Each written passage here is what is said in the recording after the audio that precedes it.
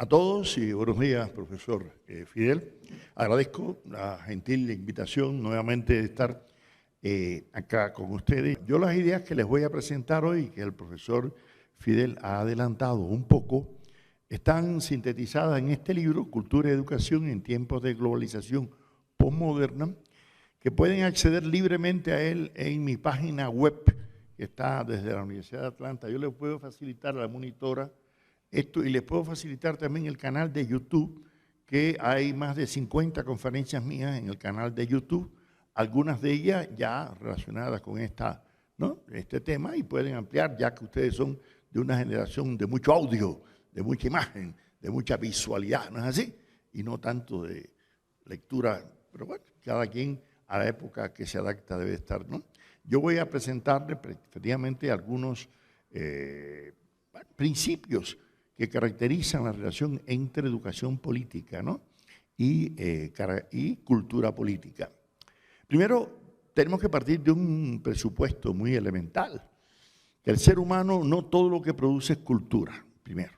El ser humano produce también excrescencias sociales, o sea, elementos que atentan contra, ¿no?, la condición humana.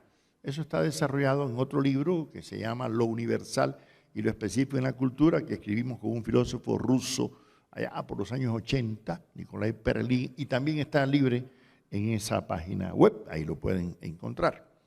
Por lo tanto, el concepto de cultura, en sentido general para nosotros, presupone los grados de libertad que posee un ser humano, de sus condiciones de existencia, y que por lo tanto al conocerlas permite transformarlas, ¿no? Por eso el pensador cubano y héroe nacional de la independencia de Cuba, José Martí, decía: ser culto es el único modo de ser libre, ser bueno el único modo de ser dichoso. Es decir, que hay una ecuación entre cultura y libertad. Claro que eso no es original tampoco de Martí, eso lo encontramos en Hegel, eso lo encontramos en Spinoza, hasta en la antigüedad, en la filosofía de Epicuro, ya hay elementos de la correlación entre libertad, ¿no? Y en este caso no con el concepto de cultura, pero sí con el concepto de necesidad. Necesidad no en el sentido de carencia, sino de determinación causal de la relación, ¿no?, entre los fenómenos. Pero si ya uno tiene más o menos una idea de que la cultura no es toda producción social, porque a veces no todo lo que está en internet es cultura, no todo lo que está en las librerías es cultura, no todo lo que está en los centros comerciales es cultura, ¿no es así? Hay algunos elementos enajenantes. Además, un mismo objeto puede ser desalienador y puede ser alienador. Un mismo objeto, fíjense. Si usted tiene un vaso de agua para calmar la sed, puede ser un elemento cultural, pero si el vaso lo utiliza para, ¿no?, golpear en la cabeza a alguien, ya ese mismo vaso, ¿no es así?, se convierte en un arma, ¿no es así?, en un instrumento. Entonces uno puede tener este aparatico maravilloso, que es así, que nos permite comunicarnos con el mundo, ¿no? De acuerdo. Pero si usted va a estar subordinado a una cosita tan... Yo enseguida le puse, por supuesto, ¿no?, quité el timbre para si me llaman, solamente vibra, sé que vibraron y punto, ya. Porque uno tiene que ser capaz de dominar una cosita tan pequeña como esa, ¿no? Porque ya Hegel, allá en el siglo XIX, a eso le llamó cosificación. O sea, cuando las cosas nos dominan, no es que nosotros dominamos las cosas, sino que las cosas nos dominan, ¿no?, a nosotros.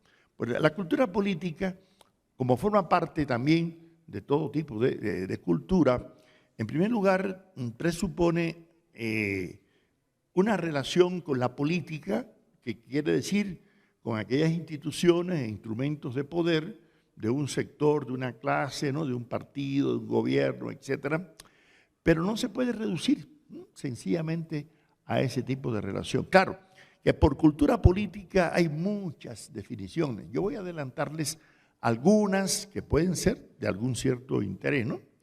En primer lugar, hay algunos investigadores que consideran que la cultura política es el conocimiento que se tiene de valores, creencias, sentimientos, predisposiciones, actitudes, ¿no?, ante las instituciones políticas y ante las ideas políticas. Bueno, yo diría que esa es una definición que no es que sea incorrecta, pero tiene una perspectiva muy psicológica, ¿no es así?, de lo que es la cultura política.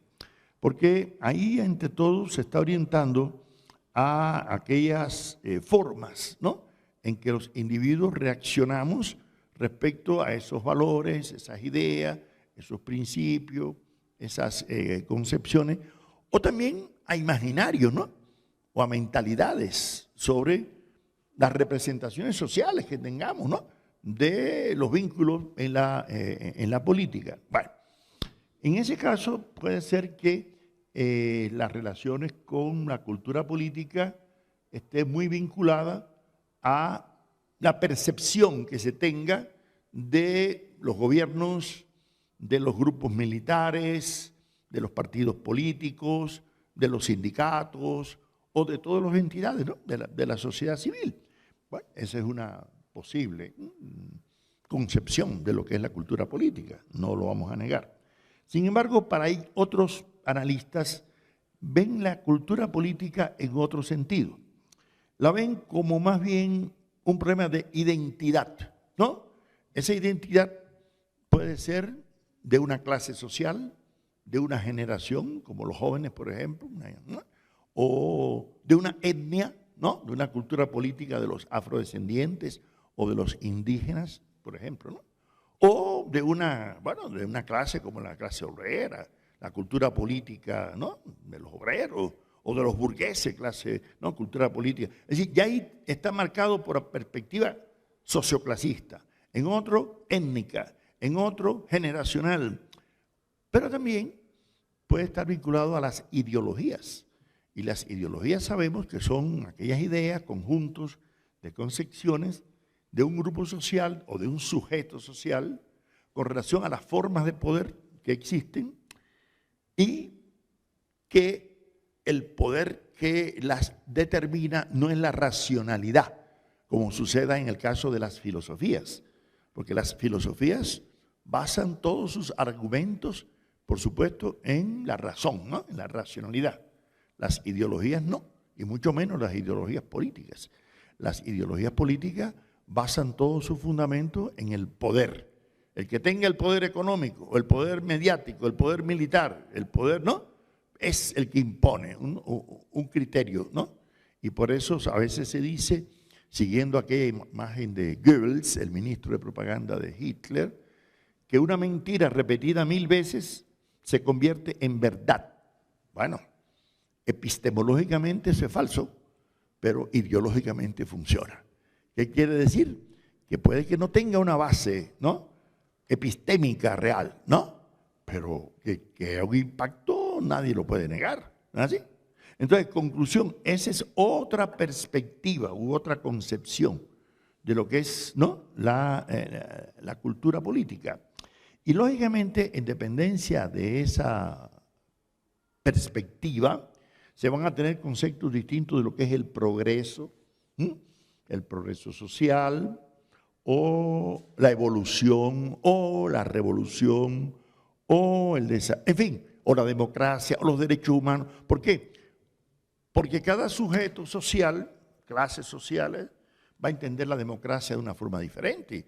Unos lo van a reducir a la democracia representativa, por ejemplo, ¿no?, a simplemente votar cada 6 años en una urna y punto, y olvidarse de la democracia social, de los derechos, ¿no?, económicos, de los derechos políticos. Eso lo estudiamos en la parte del neoliberalismo, que se ha caracterizado por hiperbolizar los derechos políticos y subestimar los derechos sociales, la salud, la educación. No, eso que lo resuelva cada quien a su manera. Aquí lo importante es que usted tenga derecho a votar y punto, se acabó. O sea, los derechos políticos y jurídicos, eso es lo que planteaba Friedrich von Hayek, ¿no?, uno de los ideólogos, ¿no?, del neoliberalismo, que decía que esos derechos humanos, esos son falsedades, esos son cosas infundadas que no hacen falta. Bueno, eso es una postura política, ¿no? Y ahí la cultura de los que se forman, ¿no?, en determinadas universidades, en determinados centros, que le inculcan, ¿no?, esa mentalidad elitista, lógicamente van a tener, sí, claro, una cultura política, Pero una cultura política que va a decir que los únicos que deben gobernar son los que tienen platica. Los que tienen el poder económico son los que deben gobernar y punto. Y los sectores populares que se la arreglen adaptándose no a los sectores elitistas de clase, ¿no? Bien, esa es otra concepción, ¿no? Otros le dan a la cultura política una cierta dimensión que no es que la reduzcan al sector educativo, pero casi lo dejan al nivel académico o al nivel de lo que se transmite en las aulas universitarias. Y yo creo que la cultura política es esencial que se conforme en las aulas universitarias. Y una de esas formas es el estudio de la historia nacional, de la historia social, política, ¿no? Cultural, ¿no? Porque, óyeme, un pueblo que no conoce su historia, por allá decían que está obligado a repetirlo, ¿no? Y a veces se dice que unas veces como tragedia y otras veces como comedia, ¿no? Y es lamentable que en determinados países, ustedes saben cuáles pueden ser, han eliminado la enseñanza de la historia. No, eso no hace falta estudiarlo, ¿no? Sin embargo, yo estudié en Alemania, por ejemplo, yo estudié en Leipzig, hice mi primer doctorado por allá, ¿no? Y yo recuerdo que los estudiantes de Alemania sí conocían muy bien lo que era el fascismo, el nazismo, ¿no? Y yo llegué a Alemania así 20 y pico de años después, había una generación que había pasado, ¿no? Pero tú le preguntabas a cualquier joven y sabía lo que era el fascismo y lo que eran los campos de concentración y lo que había sido, ¿no es así? Porque conocía la historia de Alemania, ¿no es así? Pero yo he estado varias veces en universidades norteamericanas y los estudiantes de Estados Unidos reciben clases de historia y conocen la historia de su país y están orgullosos, ¿no? De su país. Pero si usted no conoce la historia de su país, por supuesto que no puede estar orgulloso. ¿De qué va a estar orgulloso si no la conoce? ¿No? La conclusión, el conocimiento de la historia, y no solamente la historia política, no, la historia cultural, literaria, artística, ¿entiendes? Para darle sentido de identidad, ¿no? Y sentir orgullo, ¿no es así? Yo como cubano siento un gran orgullo, ¿no es así? De la historia de mi país, pero también como latinoamericano siento un gran orgullo, ¿no? De la historia política y social, ¿no? De América Latina, de nuestra América, como le llamó, ¿no? José Martí. Y también cierta tristeza por algunas cosas que han sucedido en la historia, tanto de mi país como de América Latina, como del mundo. Porque un ser humano, como diría Kant, es un Weltbürger, un ciudadano del mundo. Y tiene que sentir sensibilidad no solamente por lo que pasa en su país o en su frontera, sino en lo que pasa, ¿no? O sucede en otras latitudes. Hay algunos semiólogos, antropólogos, culturalistas, ¿no? Que reducen la cultura política a un aspecto muy formal. ¿Cuál? Que usted se ponga de pie cuando pone el himno, ¿no? Que usted respete la bandera, ¿no es así? Que usted conozca algunas consignas básicas, ¿no? De la vida política, de los mitos fundacionales y punto, ¿no? O sea, es una perspectiva en que la cultura política se va a limitar a la formalidad discursiva, ¿no? De la reacción que yo tengo con relación a determinados signos, ¿no? O a determinadas entidades, ¿no es así? De respeto a las autoridades políticas, al presidente, al Senado, al Congreso, ¿no es así? O a la policía y a los magistrados, a las cortes, etcétera. Bueno, puede ser que esa sea otra forma de entender, ¿no? La cultura política. Sin embargo, hay otros un poquito más, diríamos, osados, que ven la cultura política en un plano más social, que es, bueno, no solamente admitir el derecho que yo tengo a protestar o el derecho que yo tengo a enfrentarme a las instituciones de la sociedad civil, ¿no? Sino el derecho que yo tengo de presentar mis quejas, mis reclamaciones, ¿no? Ante determinadas entidades, ¿no? Gubernamentales, y puedo entonces protestar, ¿no? En mítines, en celebraciones, etcétera. Esa es otra forma, ¿no? De entender la cultura política. Pero bueno, independientemente del concepto que se tenga de la cultura política, lo que sí no cabe la menor duda es que existe un nexo dialéctico muy estrecho entre educación política y cultura política. Primero, la educación política no se debe identificar como adoctrinamiento político. Cuidado, porque últimamente algunos gobiernos de ultraderecha, como el de Milei allá en Argentina, ¿no? Dicen que no, que las universidades lo único que hacen es adoctrinar. Bueno, señores, si eso fuera así, es cierto que las universidades juegan un papel protagónico, ¿no? Luego, si tienen tiempo, busquen en internet la plataforma política del Partido Republicano de los Estados Unidos, conocido como Documento de Santa Fe 2, porque ahí el 1, el 2, del año 86. Y van a ver una frasecita, que un partido de ultraderecha como el Republicano de Estados Unidos dice: Antonio Gramsci, marxista italiano, dijo que la clase obrera por sí sola no puede tomar el poder político, pero con ayuda de los intelectuales sí puede. ¿Qué quieres tú decir?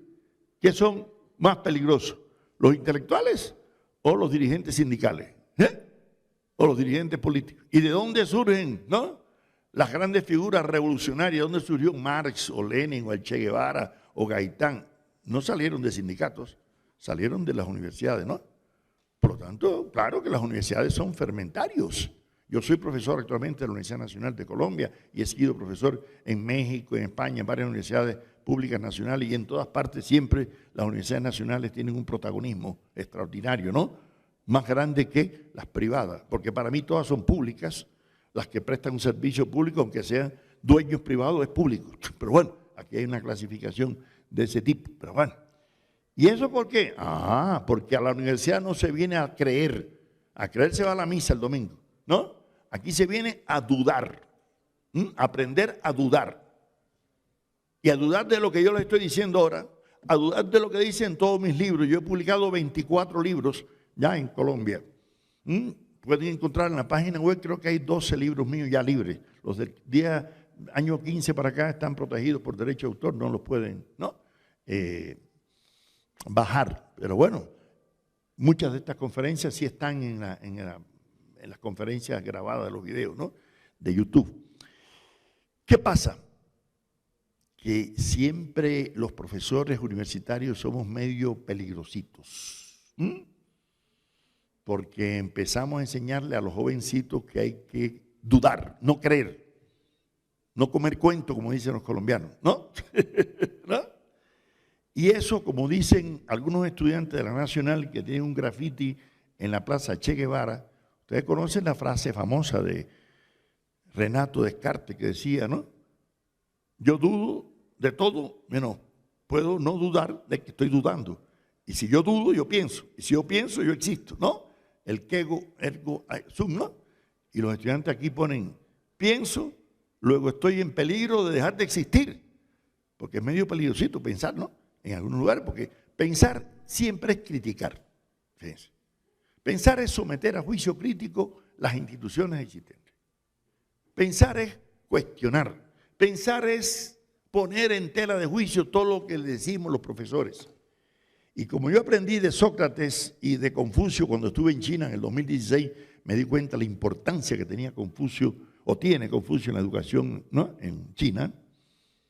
Uno y otro decían, el mejor maestro es el que reconoce la superioridad potencial de sus discípulos y contribuye a desarrollarla. Miren, la responsabilidad nuestra es que ustedes sean superiores a nosotros. Ustedes se imaginan qué triste sería que la generación de ustedes sea inferior a la nuestra.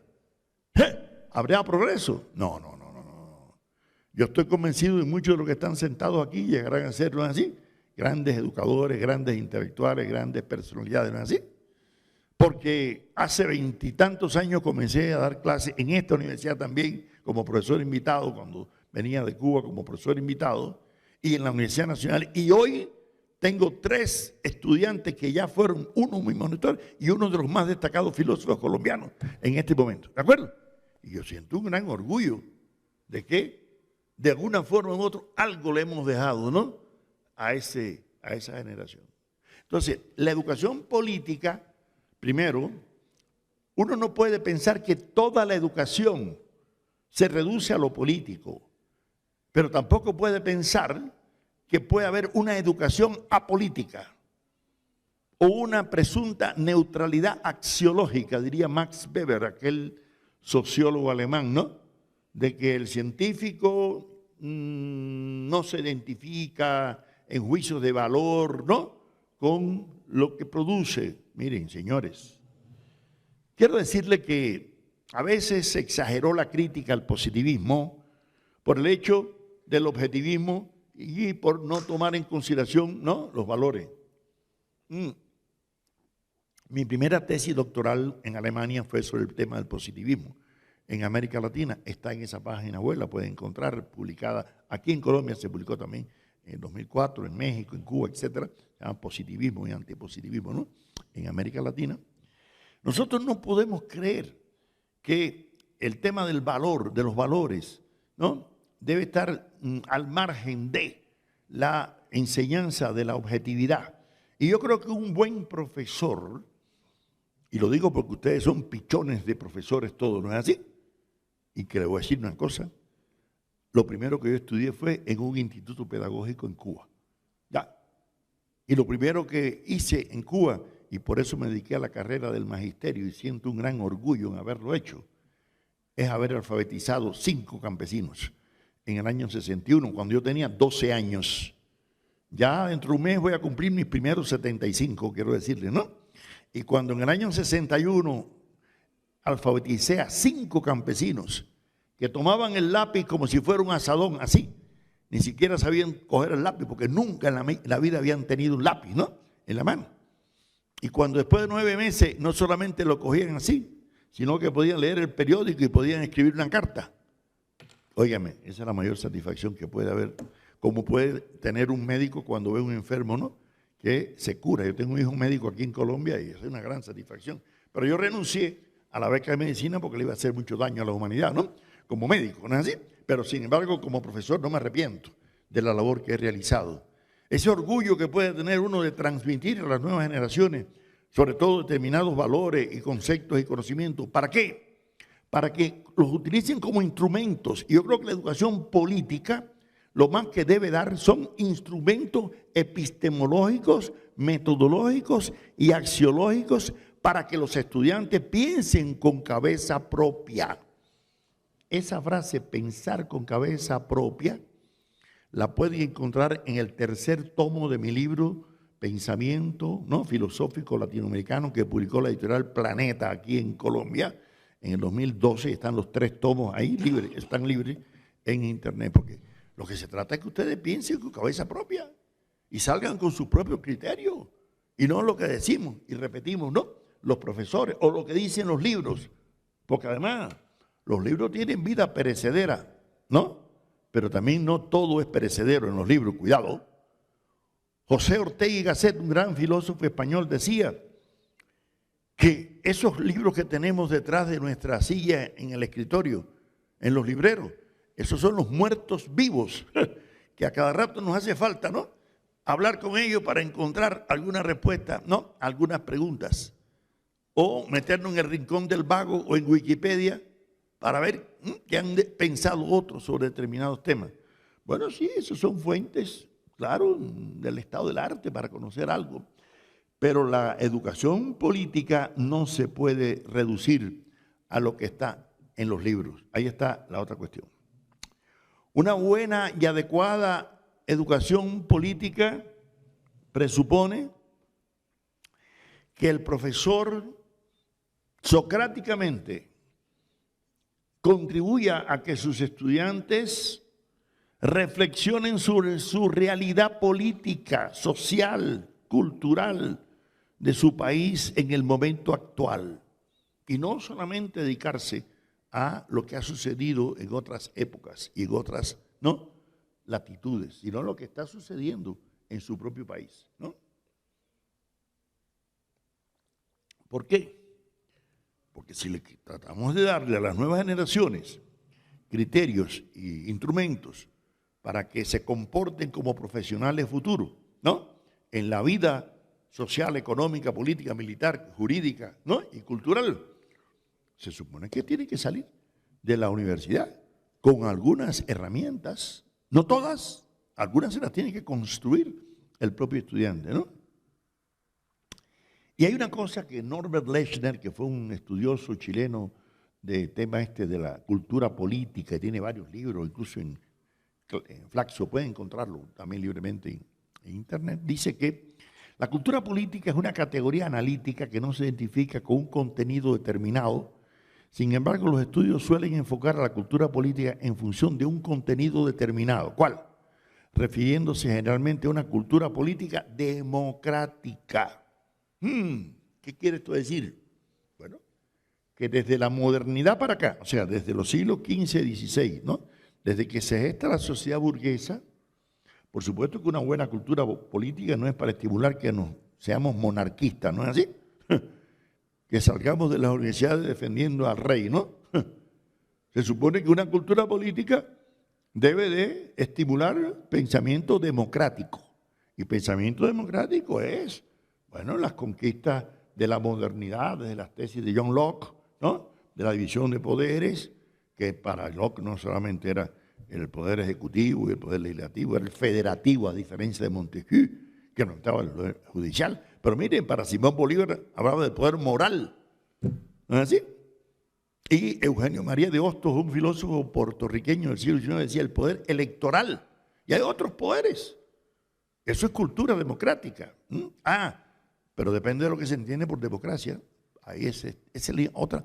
Y yo les digo a ustedes como futuros profesores que aspirarán a ser maestros, porque uno siempre es profesor que aspira a ser maestro, ¿no? Porque maestro, como decía José Martí, es la forma superior de todo lo humano. Eso es maestro. José de la Luz y Caballero, un pedagogo cubano, decía, instruir puede cualquiera, pero educar no. Educar hay que ser un evangelio vivo para ser maestro, ¿no? Entonces, si ustedes van a ser profesores que aspirarán a ser maestros, porque no solamente es transmitir información y conocimiento, sino educar en el ejemplo, ¿no? Para que los estudiantes quieran ser como, ¿no? Como sus profesores, ¿no es así? Yo recuerdo que cuando yo estudiaba en Alemania, nunca tuve un profesor que no me diera las conferencias, o bien por su libro, o por los apuntes del libro que ya iba a publicar, ¿entiendes? Nunca me improvisaron una conferencia. Luego venía el asistente daba el seminario, ¿no? Luego venía otro tipo de profesor, pero el profesor, que era el jefe de la cátedra superior, ¿no? Ese siempre había escrito. ¿Por qué? Y eso es lo que diferencia a un profesor universitario de un profesor de enseñanza media, ¿no? Un profesor de enseñanza media no está obligado a escribir su libro. Ojalá lo haga, ¿no? Pero no está obligado. Pero un profesor universitario sí. ¿Por qué? Porque un profesor universitario tiene que ser un investigador en un área disciplinar. Y lo correcto es que él enseñe por sus libros. Yo sé que los hay mejores. Yo no dudo que yo tengo libros de metodología de investigación y de epistemología que están publicados aquí por la editorial Magisterio, que por cierto dentro de un mes va a publicar mi autobiografía intelectual y va a presentarse aquí en Colombia y en Italia va a salir también en italiano. Ya yo he publicado 4 libros en Italia y otros tengo en otros idiomas. Y fue una decisión acertada que tomé a tiempo en Alemania, de no hacer mi tesis doctoral sobre Kant, sino sobre el positivismo en América Latina, ¿no es así? Y un filósofo y pedagogo cubano, Enrique José Barona, y no me arrepiento de aquella decisión. Pero lo cierto es lo siguiente, un profesor que aspira a contribuir a la cultura política de las nuevas generaciones, yo creo que también está obligado a inculcar en esas nuevas generaciones la creatividad y la innovación, y no de una forma indiferente ante el efecto social o ante la utilidad social, ¿no? De sus investigaciones. ¿Por qué? Por eso no podemos compartir las tesis de algunos grandes pensadores muy renombrados como Emile Durkheim allá, ¿no? O como Talcott Parsons en Estados Unidos y otros, que le dan a la educación una función simplemente de capacitar sujetos individualmente, ¿no? Para que se salven en la selva del mercado, ¿no? Para que no se dejen devorar, ¿no? Por otras fieras en la competencia del mercado. Si usted parte de esos criterios pragmatistas, utilitaristas, ¿no? Y no le da a la educación una función social, ¿no? De admitir la posibilidad de que en cada ser humano, ¿no? Que no es ni bueno ni malo por naturaleza, porque eso es otra cuestión importante antropológica. Si usted parte del criterio de que esos chinos, como dicen ustedes a veces despectivamente, ¿no? Los estudiantes son unos delincuentes y son malos, entonces mire, dedíquese a vender aguacate y no a enseñar, porque nunca va a tener confianza en que el resultado de su labor pedagógica vaya a ser que de aquellos niños salgan, ¿no? Grandes líderes sociales, líderes científicos, líderes políticos, líderes empresariales o lo que sea, ¿no? Pero si usted parte del presupuesto de que el ser humano no es ni bueno ni malo, sino que depende de las circunstancias, pero también de la voluntad, de la acción individual, de la formación de los padres, de los maestros, de los sacerdotes, de la policía, de todas las instituciones que inciden en la formación educativa. Bueno, entonces puede ser que usted pueda contribuir, ¿no?, a la cultura política, ¿no?, y al mejoramiento generacional. Por eso, la escuela, que siempre ha sido un agente de socialización política, tiene un pequeño problema, que yo no diría que es tan pequeño, y es que las instituciones educativas en todas partes, de una forma u otra, reproducen, ¿no?, determinadas formas de poder. Y como diría Aníbal Ponce, un destacado pensador argentino en su libro Educación y Lucha de Clases, pues las instituciones educativas están casi siempre conformadas como para representar los intereses de la clase dominante y que se mantenga, ¿no?, el estatus de esas clases de una forma eterna. Hay muchos investigadores de los problemas pedagógicos y educativos que ven en la educación solamente eso, ¿no?, una especie de herramienta como para perpetuar los poderes existentes, ¿no?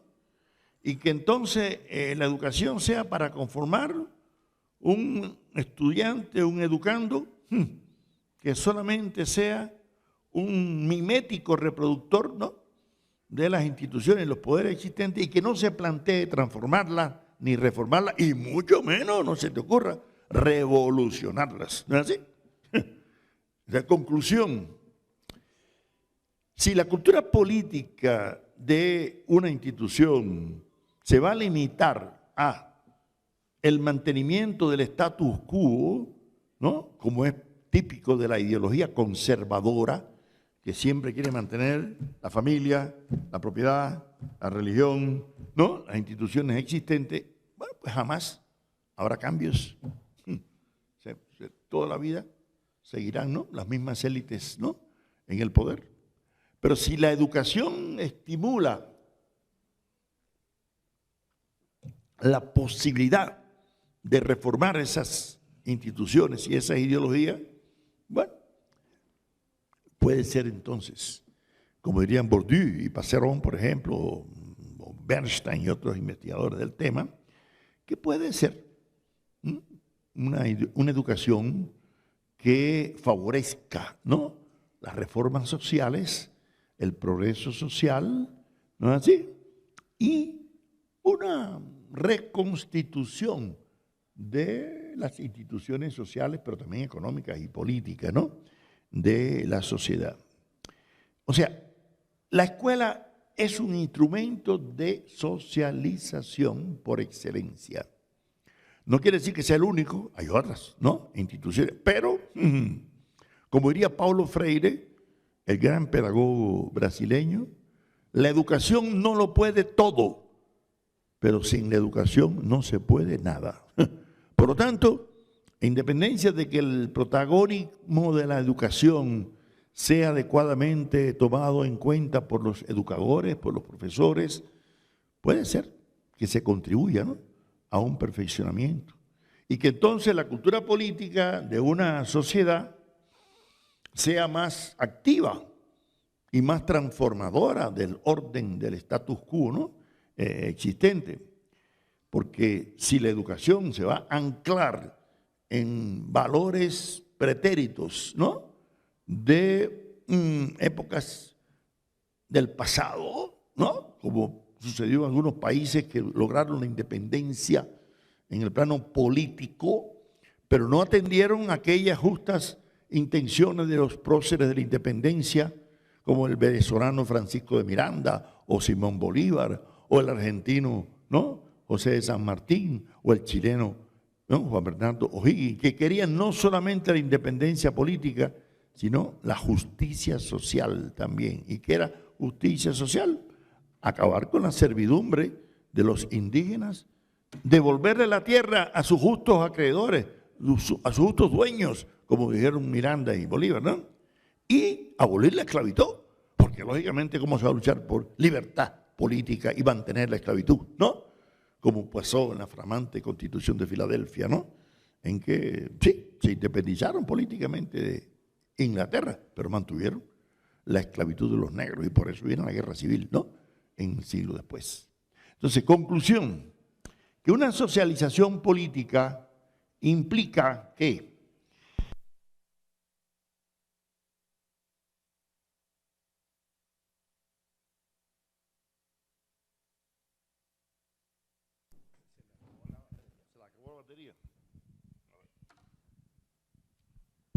sí, parece que sí.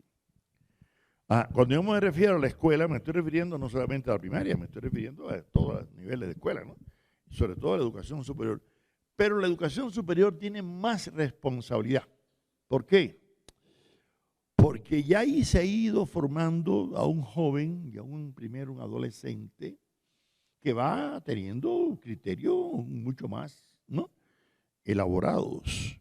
Y es ahí donde los profesores tenemos que tener un mayor nivel de respeto primero a ese alter que tenemos, ¿no?, en nuestras aulas, que no es un alumno, como anteriormente se creía, ¿no?, una especie de no iluminado, porque esa es la palabra alumno, alumni, ¿no?, tiene luz, ¿no?, o simplemente como aquel pedagogo latino que decía que el profesor era como el vinatero, que tenía que coger el odre de vino y meter el chorrito por el ánfora, ¿no?, para llenar el ánfora vacía del estudiante. Es una educación bancaria, como diría Paulo Freire. No, el profesor tiene que reconocer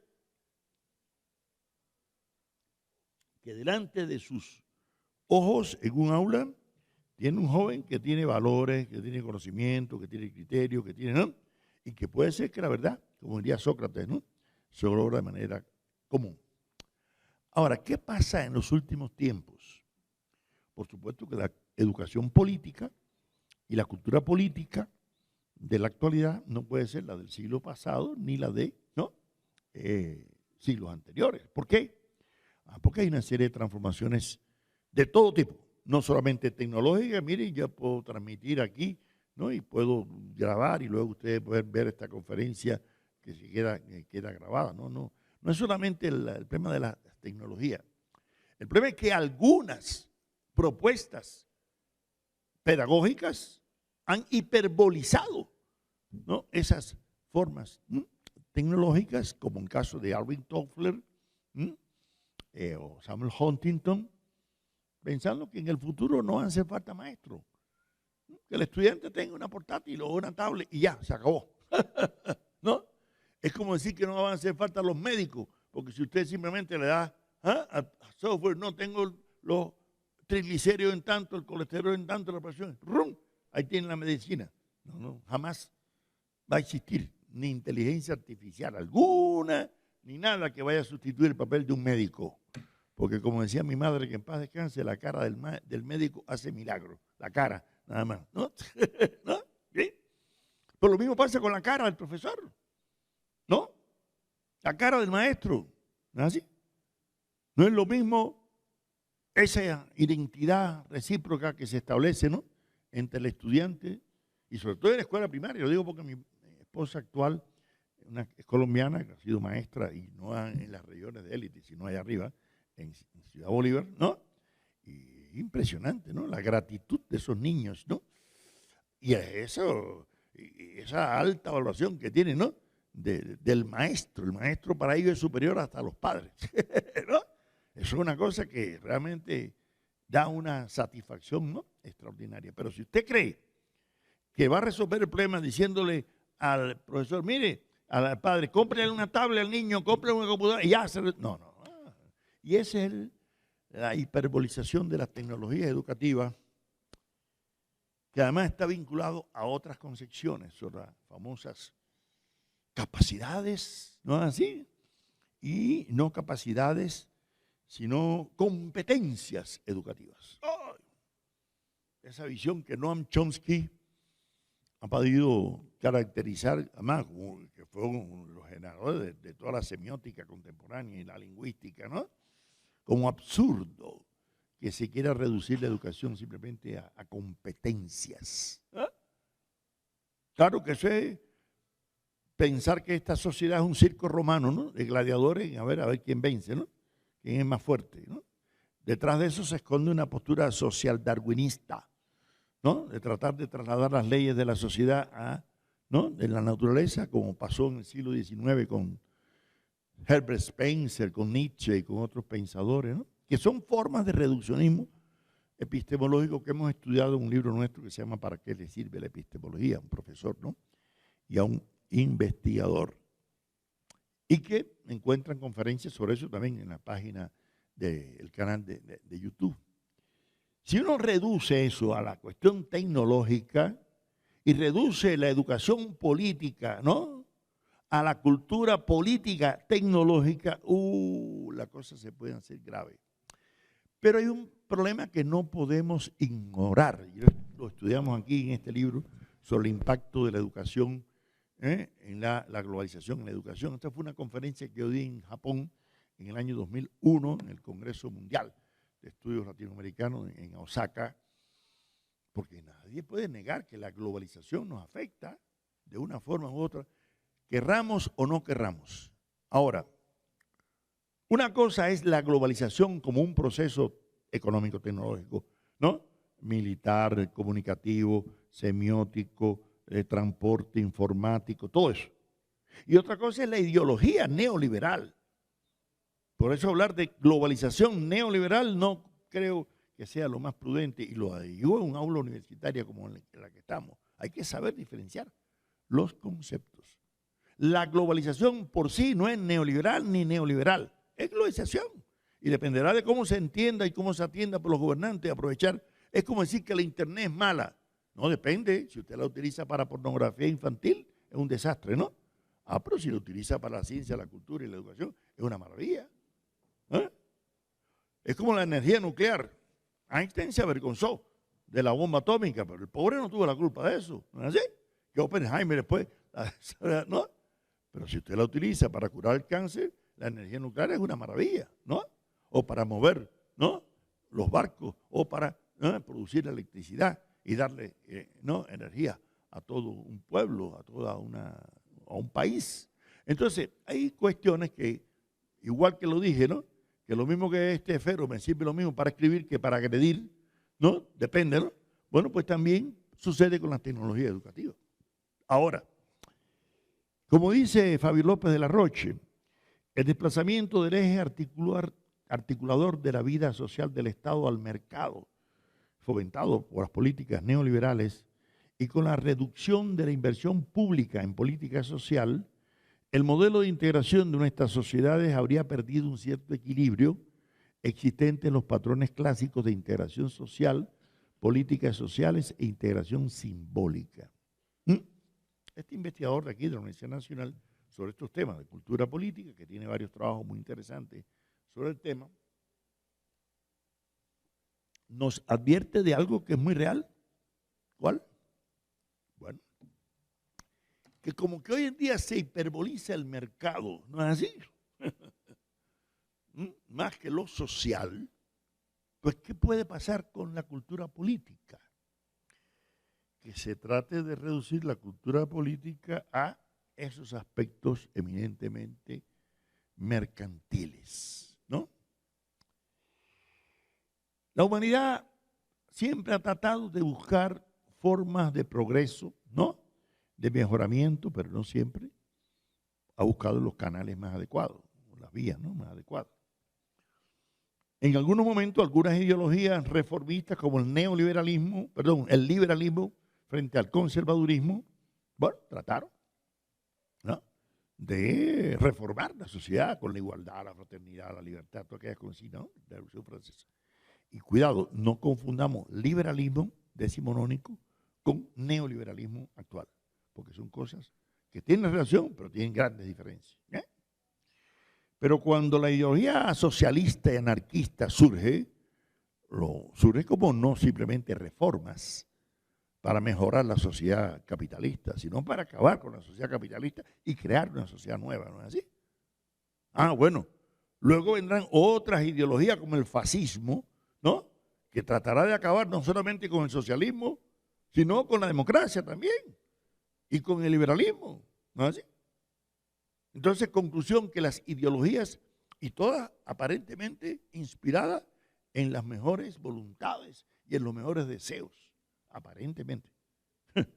Pero bueno, como se dice por ahí, de buenas intenciones está empedrado el camino del infierno, ¿no es así? Pues yo me imagino que Mussolini, Hitler y Franco, ¿no?, con sus teorías, estaban imbuidos de que ellos iban a mejorar la humanidad. Y lo digo porque yo conversaba a veces con viejitos que participaron en la Segunda Guerra Mundial. Cuando yo llegué a Alemania, me encantaba hablar con quienes habían sido soldados, ¿no?, de Alemania en la época, ¿no?, y estaban convencidos de que había que acabar con los eslavos, con los judíos, con todo el mundo, así, con los homosexuales, con los minusválidos, porque eso era un lastre, había que acabar con ellos, así. Es más, una vez conversé con uno y que había estado en la batalla de Stalingrado, y yo le pregunto qué había hecho y me dijo, no, yo me dediqué a matar ratas rusas. Y yo, cuando yo estaba aprendiendo alemán en esa época, ¿no?, y yo, ¿cómo ratas rusas? Russenratten, ¿no? Pero me explicó quiénes eran las ratas rusas, eran los rusos. O sea, no ratas, sino los eslavos, ¿entiendes? Para él lo que estaba matando eran ratas. ¿No? A ese punto llegó, ¿no? Es como cuando llegaron algunos conquistadores españoles a estas tierras, ¿no? Pensaron que los indios eran bestias, eran bárbaros, ¿no? Eran animales, ¿no? ¿Ustedes saben cómo se resolvió el problema? Muy fácil. Los españoles y los portugueses no traían a sus esposas, a diferencia de los norteamericanos, o sea, los ingleses y los franceses en Estados Unidos venían con sus esposas porque venían a colonizar y traían su familia y se quedaban, ¿no es así? Los colonizadores españoles no venían a quedarse, venían a buscar oro y plata para llevárselo para la península y punto, ¿de acuerdo? Pero si tenían relaciones sexuales con las indígenas y las indígenas eran bestias, cometían pecado, coitus bestius, pecado de coito con animales. ¿Qué les parece? Y se resolvió el problema rápidamente. La iglesia le dio, ¿no?, cédula de ciudadanía a las indígenas y nosotros los manchitos la cogimos por ahí, ¿no? Nos reconocieron la condición de humanos, ¿no? De conclusión, y eso pasó en África. ¿Por qué le esclavizaban a los negros también? ¿No? Porque eran bestias, eran animales parlantes. Eso viene de Aristóteles. Para Aristóteles los esclavos eran animales parlantes, que hablaban, pero animales, ¿entiendes? Y no vayan a pensar que solamente los negros o los asiáticos, no, los bárbaros.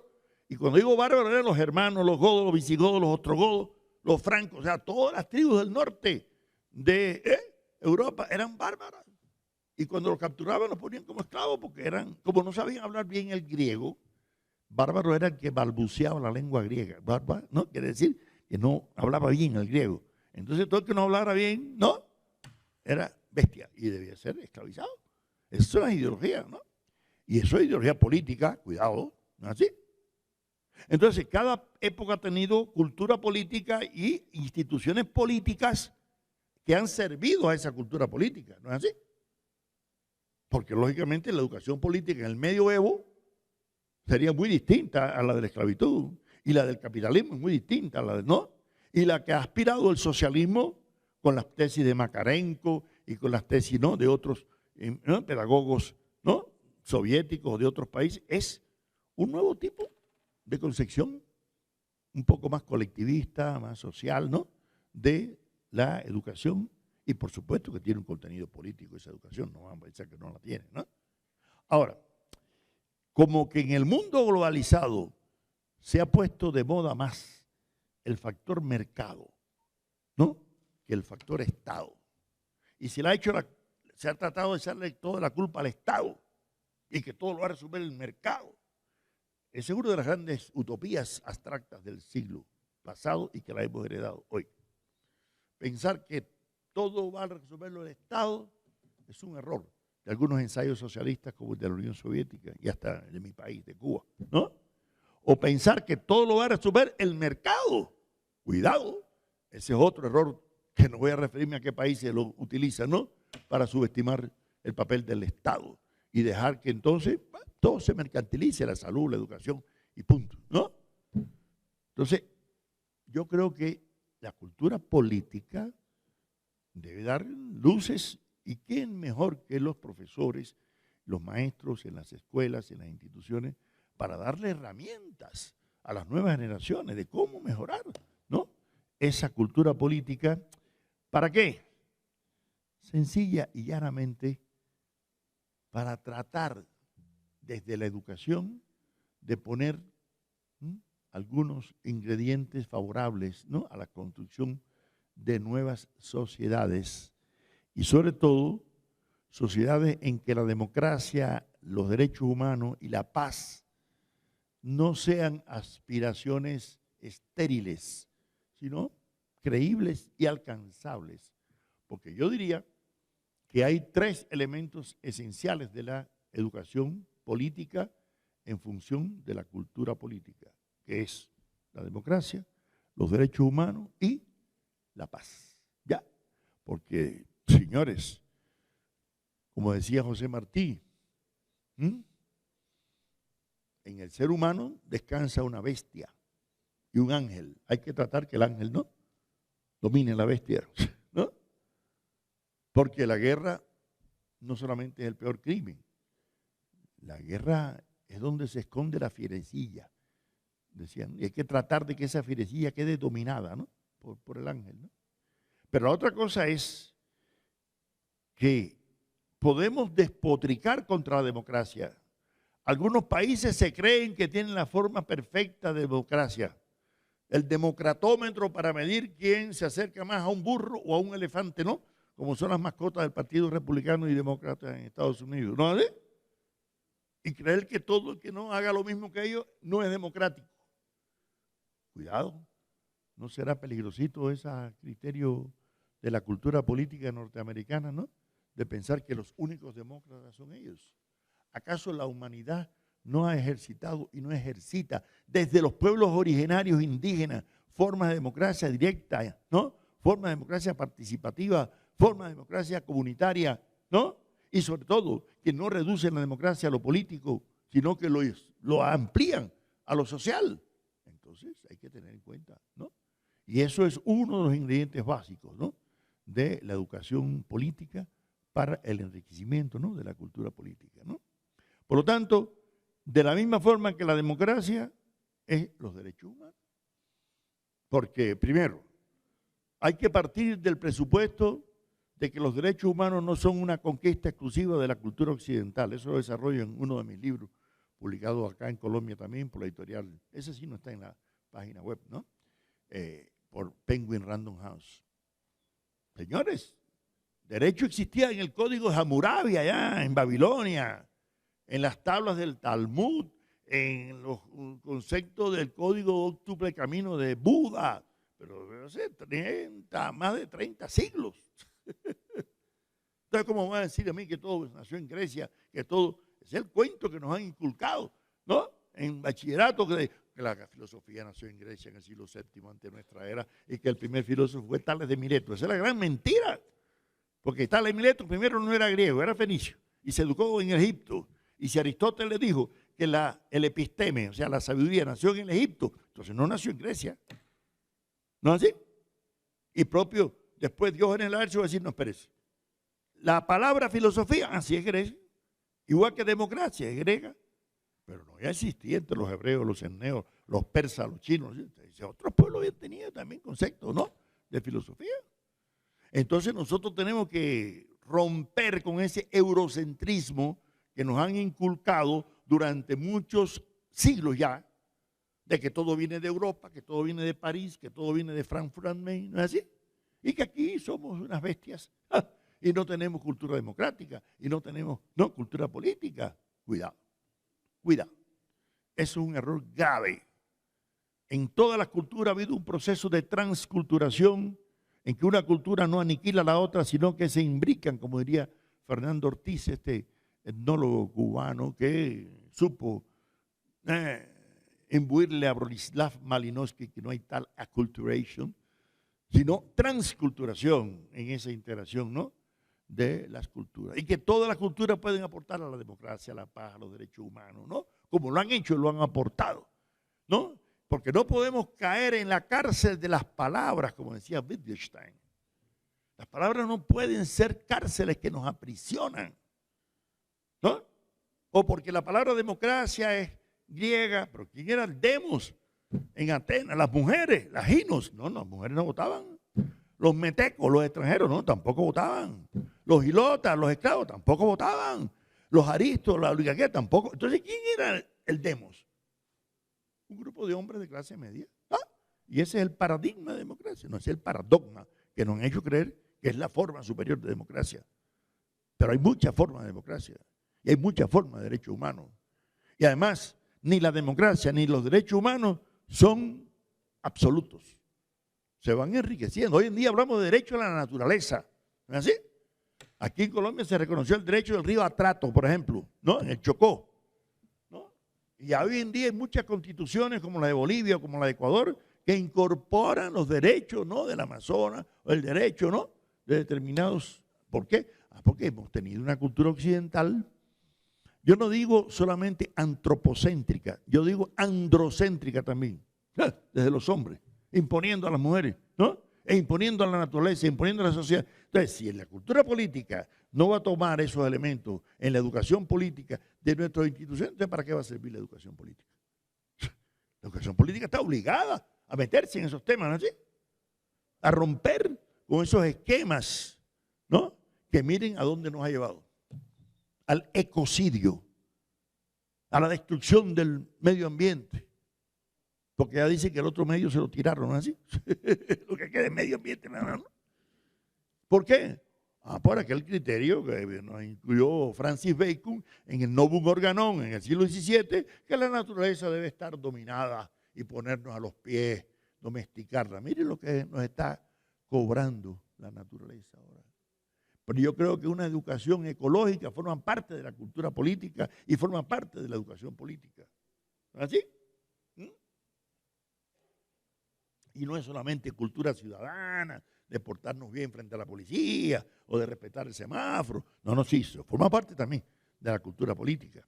Y por lo tanto debemos propiciar la educación formal, porque la educación formal debe formar parte también de la educación política. Pero no se puede reducir la educación política, ¿no?, y la cultura política a aspectos formales. Tienen que ser aspectos realmente de contenido. Bueno, para dejarles algún tiempo a que ustedes también puedan protestar, ¿no?, yo iría como especie de resumen de estas reflexiones. Primero, que no toda cultura o lo que creemos que es cultura, primero, ¿no? Hay muchos elementos que aparentemente pueden ser. Yo les hago la pregunta, fíjense a ver si todo lo que hay en las librerías, todos los libros aportan, ¿no?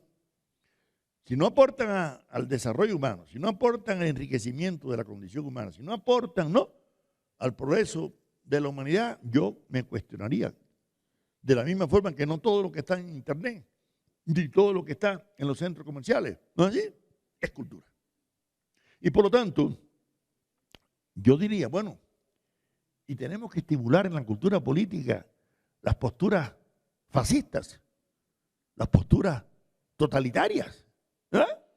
Bueno, si usted se encuentra con alguien de ultraderecha, le dirá que sí, que hay que, ¿no?, cultivarla, ¿no? Si usted tiene una posición muy elitista, de subestimar el vulgo, el pueblo, pues puede ser que eso forme parte para... Pero yo no creo que la mayoría de la población estimule culturas fascistas y culturas, ¿no?, totalitarias. Me parece que estamos obligados a cultivar, ¿no?, una educación política en favor de la democracia, en favor de los derechos humanos y en favor de la paz. Ese debe ser uno de los 3 ejes de brújula que oriente, ¿no? Y yo creo que si las universidades, porque estos centros son donde se forman los líderes políticos, los líderes culturales, científicos, militares, artísticos, literarios, sociales, en su mayoría surgen de las universidades. Bueno, ¿qué quiere decir? Que estamos en un laboratorio muy interesante, pero también peligroso, explosivo. Cuidado, porque de aquí pueden salir, ¿no es así? Lo mismo figuras extraordinarias que contribuyen al desarrollo de la humanidad, que pueden salir también corruptos, ¿no es así?, que después aprovechen el erario público, ¿no?, para su beneficio propio. Bueno, y no dependerá solamente de la cultura política y solamente de las clases de ética, ¿no?, que les demos, no va a depender de otros factores, ¿no?, porque el desarrollo humano es multifactorial, no es unifactorial, quiere decir que hay muchos factores, ¿no?, que inciden. Ahora, hagamos lo poquito que nos queda hacer aquí, en la universidad, en la educación política y en la formación de la cultura política, ¿no? Transmitamos los valores que nosotros consideremos que deben ser estimulados, ¿no es así?, en ese proceso de la consolidación. Y uno de los factores también, el orgullo nacional, ¿no es así? El orgullo de pertenecer a un pueblo, a un país, a una historia, pero si usted no la conoce como rayo, ¿va a tener orgullo? ¿No? ¿No es así? Si usted no sabe lo que hay, ¿no? Recuerdo que Barack Obama, cuando era presidente de Estados Unidos, ¿no?, en una reunión que hubo de la sociedad interamericana, dijo, no, a mí no me interesa lo que ha pasado antes, a mí lo que me interesa es lo de ahora. Ah, sí. O sea, que la gente se olvide, ¿no? Los mexicanos se olviden que les robaron la mitad del territorio, ¿no?, los Estados Unidos, ¿no es así? Que Panamá fue una guerra que se le inventaron para quedarse con el canal, ¿no es así? ¿No es así? Que se olviden, ¿no? ¿No? ¿Eh? Y además que Bush haya dicho, ay, qué mal, me malinformó la CIA, yo no sabía que Saddam Hussein no tenía armas de extensión, armas masivas, pero ya se metió y se quedó con el petróleo, ¿no? Entonces, ¿será que hay que ignorar todo eso? Cuidado, yo creo que la historia de la cultura, y no solamente de la cultura nacional, sino de la historia universal, hay que conocerla para saber por qué razón. No es lo mismo que un motivo, que una causa, ¿no? Jamás se va a creer, ¿así?, que la Segunda Guerra Mundial se produjo porque unos soldados polacos atentaron contra una estación de radio en la margen occidental del río Oder. Después se dieron cuenta que eran soldados alemanes con uniforme polaco, ¿eh? O que la Primera Guerra Mundial fue que asesinaron al archiduque de Austria en Sarajevo. Esa fue la causa de la primera. No. Un poquito más de seriedad, ¿no? Hay que saber cuáles son las causas por las cuales se ha movido la historia política mundial y por qué se sigue moviendo, ¿no?, esa historia. Y si los profesores no le transmitimos a las nuevas generaciones nuestros criterios, porque yo creo que un profesor no puede ser un ente neutral axiológicamente. Debe de dar sus criterios. Que los estudiantes lo asuman o no, es otra cosa. Pero sí tiene el deber de dar sus posiciones políticas, ideológicas respecto a esos temas. Y más en una época tan interesante. O sea, y último punto que para mí es esencial en la cultura política hoy es favorecer la cultura integracionista latinoamericana. Ese ha sido mi libro más reciente, yo no digo el último, el más reciente, se llama Cultura Integracionista, ¿no?, en el pensamiento latinoamericano. Algunos dirán que esta botellita está medio vacía, no, yo digo que está medio llena, ¿no es así? Depende si usted es pesimista o es optimista, ¿no? Y lógicamente aquella aspiración de Bolívar del Congreso Anfictiónico de Panamá, que fracasó por muchas razones, entre ellas que Bolívar le dijo a Santander que no invitara a los Estados Unidos y Santander lo invitó, aunque llegó uno solo, porque se murió uno en el barco. Pero desde ahí ya, cuando Bolívar dijo, los Estados Unidos parecen destinados por la providencia para pagar de miseria a los pueblos de América del Sur en nombre de la libertad, ya el Libertador se estaba dando cuenta, ¿no? Pero es que no es Libertador. Francisco de Miranda, que el venezolano que primero nos llamó a todos colombianos, porque muchos colombianos no saben que cuando los gringos se quedaron con el patronímico de la ciudadanía de Americans, Miranda, que había peleado con Washington allá, pero ¿cómo se van a quedar si somos americanos también? No, americanos eran nada más que los que nacieron. Y le dijo, muy bien, quédense con el patronímico gentilicio de americanos. Nosotros, escuchen, desde el sur del Mississippi hasta la Patagonia nos hemos de llamar colombianos, todos.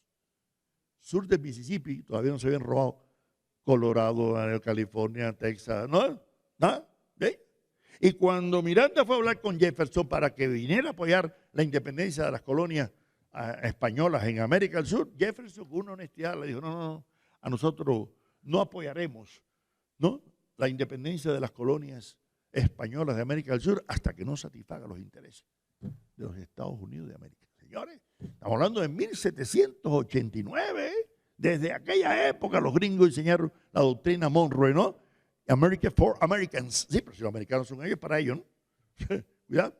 Entonces yo creo que estamos obligados a conocer esa historia, a conocer las intenciones integracionistas de Bolívar en el Congreso Anfictiónico de Panamá, de saber por qué José Martí se opuso a la doctrina panamericana en 1889, cuando los gringos querían imponer el dólar como moneda única para toda América. Y Martí, siendo cónsul de Argentina, de Paraguay y Uruguay, le dijo que no. Y el embajador de Argentina lo apoyó, ¿no? Entonces hay que estudiar esos intentos de integración. Y hoy en día se podrá hablar más de la CELAC, del ALBA, de la Mercosur, de CARICOM, de la CAN, de todas esas entidades. Pero cuidado, son entidades de integración y debemos conocerlas para tratar de propiciar. Porque o nos integramos o nos desintegran. Porque la política imperial desde Roma hasta hoy es divide y vencerás. Mientras más dividen, más fácil de engullir, ¿no?, de masticar, son los bocadillos, ¿no es así? Y esa es lo que ha sido la política imperial. No solamente de Estados Unidos, de Inglaterra, de Francia, de todas las potencias colonialistas en África, en Asia, etc. Y eso, yo creo que un estudiante universitario debe conocerlo. Bueno, si me permiten, bueno, yo no voy a hablar de Colombia porque yo soy muy respetuoso. Tengo un hijo colombiano y una esposa colombiana, pero aprendí de Benito Juárez que el respeto al derecho ajeno es la paz. Pero voy a hablar en un sentido más general, mis criterios sobre algunos temas. Primero, yo discrepo totalmente de los que piensan que la juventud actual está perdida. Eso es falso, porque nunca la juventud ha estado perdida. En la historia de la humanidad, la juventud nunca ha estado perdida. Es más, ¿quiénes son los protagonistas de la historia? Nosotros decimos que la historia la hacen los jóvenes. Los viejos la contamos y los niños la escuchan, ¿no? ¿Qué edad tenía Alejandro Magno? ¿Qué edad tenía César? ¿Así? ¿Qué edad tenía Jesucristo? ¿O qué edad tenía Fidel Castro? Tenían 33 años. ¿No es así? Cuando hicieron transformaciones, ¿no?, radicales. Napoleón, lo que quieran. ¿No es así? Si usted puede buscar la historia y se va a encontrar que nunca lo hicieron los viejos. ¿No es así? Esa es la realidad. Entonces, yo creo que hay que tener absoluta confianza en la juventud. No por un problema dogmático. No, es por aprender de la historia. La historia la han hecho los jóvenes siempre. Y la van a seguir haciendo, porque no es que de ahora en adelante va a ser al revés. ¿No? Ni la van a hacer las niñas, ni lo vamos a hacer nosotros los viejos. La van a seguir haciendo ustedes. Ya. Lo otro, yo no creo que nosotros tengamos que mantener una postura tecnofóbica ante los celulares y ante la computación, y ante la inteligencia artificial. No. Yo creo que es un problema primero, de actitud personal. Usted quiere poner su cerebro de vacaciones tajando frutica. Bueno, diviértase. Ya le pasará la cuenta. Algún momento, ¿no es así? Pero si usted quiere ejercitar su cerebro, cuando yo estudiaba en Alemania, una vez, una conferencia, un profesor dijo, Federico Engels planteaba que el cerebro es un músculo que hay que ejercitarlo, igual que otro cualquiera. Y la mejor forma de ejercitarlo es estudiando la historia de la ciencia y la historia de la filosofía. No para descubrir en qué se equivocaron los filósofos anteriores o los científicos anteriores, no. No para ver sus errores, porque como decía Martí, el sol tiene manchas. Los desagradecidos miran nada más que las manchas. Los agradecidos vemos la luz. No, es para ver en qué aportaron de nuevo con relación a sus antecesores y sobre todo qué métodos utilizaron, porque en la ciencia lo importante es el método, no tanto el resultado. ¿Bien? Entonces, yo creo que si nosotros, y lo digo porque fui estudiante de pedagogía antes de estudiar filosofía, ¿no? Yo creo que uno debe conocer la historia, ¿no?, de la educación desde la antigüedad hasta la modernidad, ¿no?, y ver los alcances que ha tenido, ¿no?, la educación. Hay que conocer también la historia del país. Que no se la dan en la universidad o en el colegio. Bueno, pues hay otra forma de enriquecer. Miren, yo he estado 5 veces en Estados Unidos dando conferencias y me ha llamado la atención algo. En Estados Unidos no eliminan la enseñanza ni de la historia, ni de las humanidades, ni de las ciencias sociales. Y busquen ustedes el libro de Martha Nussbaum, que está ahí en internet, que se llama ¿Por qué las democracias necesitan de las humanidades? ¿Ustedes saben por qué? Porque como decía Albert Einstein, la ciencia avanza más con la imaginación que con las matemáticas. Y la imaginación se desarrolla más en el arte, en la literatura, en la historia, que en las matemáticas. ¿Ya? Entonces yo creo que uno desde el punto de vista individual, porque la universidad nunca le va a dar todo a uno. No, no, jamás. La universidad te da elementos para que tú vengas, ¿no?, a criticar. Y uno de esos elementos es, bueno, aprender de otros pueblos, errores de otros pueblos, teorías, etc. Y ya que tocamos el tema del posmodernismo, en la página web se puede encontrar, además de este libro que está ahí, mi libro Humanismo, Marxismo y Posmodernidad. Es un libro que publiqué en el año 98 en Cuba. Se publicó en Italia, en Argentina y varios países. Y es una crítica al discurso posmodernista. Porque, como dijo el profesor Fidel, el posmodernismo es una corriente, pero una corriente filosófica ya pasada de moda, en primer lugar. Porque en este libro yo hablo de presunta sociedad posmoderna, porque la modernidad es un proceso que arranca desde los siglos XIV o XV y que en algunos casos ha tenido éxito, pero en otros lugares, como dice Octavio Paz. Los pueblos de América Latina participamos del festín de la modernidad, pero recogiendo las migajas del patio, ¿no? Y por eso varias veces he estado con Habermas en algunos congresos cuando él hablaba de la modernidad pospuesta para los pueblos de África y de Asia. No, no hay tal posposición de la modernidad. Lo que hay es una modernidad malograda para nuestros países de América Latina, que es otra cosa, porque no han impuesto políticas imperiales y políticas, ¿no?, transnacionales. Entonces, no confundamos el posmodernismo con una presunta posmodernidad. Ya ni siquiera los posmodernos. Yo tuve gran amistad con Gianni Battimo, un filósofo que murió hace poco. Me presentó mi libro en Turín y tuve grandes debates con él sobre el pincero débil, el pensamiento débil y la posmodernidad. ¿Por qué ya el discurso posmoderno no tiene auge en el mundo académico y filosófico? Porque realmente plantear que la igualdad, la democracia, son metarrelatos, como vino a decir Lyotard aquí en la Universidad Nacional en el año 88, no sé si tú te acuerdas. Pero señores, ¿cómo tú vas a decir que la democracia ya no hace falta? ¿No? Que el humanismo, hasta el cristianismo era un metarrelato. Entonces yo creo que por eso es bueno conocer la historia del pensamiento, la historia de las ideas pedagógicas, y por eso yo saludo esta cátedra que contribuye a llenar un vacío por lo menos de lo que no se logra en otros espacios. Gracias.